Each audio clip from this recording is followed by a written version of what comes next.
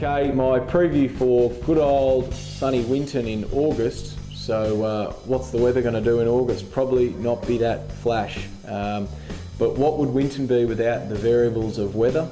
So it's either stinking hot or it's pouring rain. So we've had some great races over the years at Winton. Love it or hate it, it's a real old school circuit, country, rural Victoria, and you always get the die-hard good old Group A V8 Supercar fans out there. So yeah, it's always great to be back at the grassroots of Australian touring car racing, and you know, we test there all year long, so we know a lot of the locals well, and you know, they love it, particularly when we're going to this new spec car. They've all got a great interest in the evolution of V8 Supercar racing. So you know, a really tough track. Again, I'm going to go back to the old setup of a car, and Winton is crucial. So it hasn't been great for me the last few years.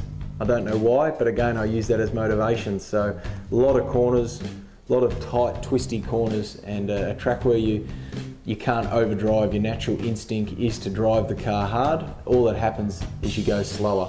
So you've got to be really finesse the car around there, really you know, really drive the car smooth and really work with your engineer very well to get a nice balance. So when you do get it right, it's actually a fun track, particularly on a soft tyre. You get the car in a window and you're down in the 22 brackets in qualifying. It's actually a very rewarding little racetrack to do a good lap round. Very frustrating to race on because it's hard to pass, but the last few years we've seen the addition of the soft tyres, and that's created an element of a lot of overtaking, because a lot of cars use their tyres up, and then the guys that don't, you can pass anywhere. So we've seen some great 10-car train battles over the years.